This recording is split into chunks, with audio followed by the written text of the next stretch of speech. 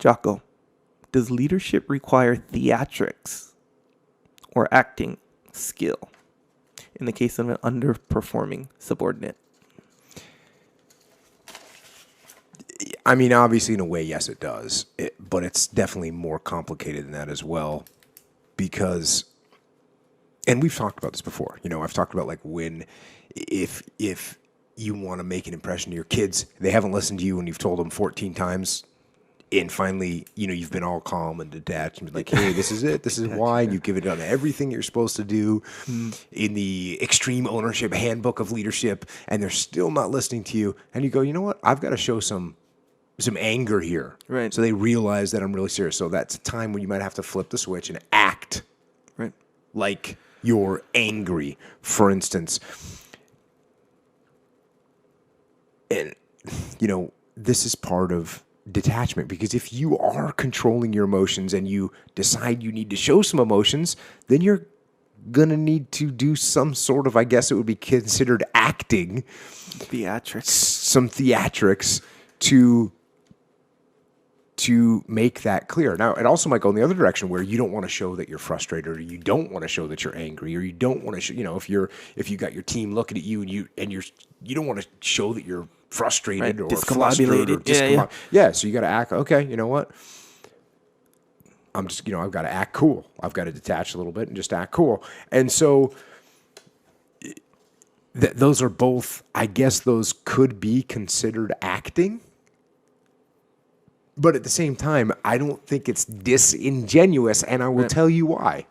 The reason I'll tell you why is because remember when I was on Sam Harris and we were talking about being brave, and he said, if you pretend to be brave, well, then you are in fact being brave. So if you're wounded in the street and there's machine gun fire going on, and I say, you know what, I don't want to do this, but I'm just going to pretend to be brave right now, and I run out and grab you, pull you out of the street. Even though I was pretending to be brave, I was brave, because that's what I did. I did the action. It's the same thing here. If I'm really angry at you, but I decide, you know what, I got to keep that inside, and I've got to act like I'm calm. Well, guess what? What I did was act calm. So therefore, it's not acting. That's what I did as a person. So I guess I'm really not acting at all, because I'm being me. And me is detached and acting like I'm calm even though I'm super angry. Yeah. You are acting. Kind of a weird paradox there. Yeah, you technically, and I thought about this before. You are acting, but like just like how you're saying, it's not disingenuous, because there's a difference between what you feel and how you behave, like feelings and behavior.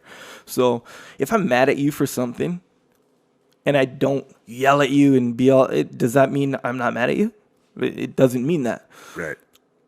But what if I am mad at you and I do my madness, my anger makes me yell at you. All that means is my feelings are driving my behavior. Just because your feelings aren't driving your behavior doesn't mean it's disingenuous, you know? So you can still be mad. You can still yell, even though the yelling isn't because you're mad. The yelling is for a specific result. So just like how you're saying, you're still staying calm. Yes, you're acting. You're acting. But you're acting because you want a certain result. Yes, that's why I say you are acting. Because you're not, if you're not acting, that means your anger is driving your behavior. Your feeling is driving your behavior. Otherwise, you're just, you're acting. But I think I agree with you when we were talking about it before. That's a good thing. You're going for results here. Yeah. And that's the question. The actual question is, it specifically says underperforming subordinate.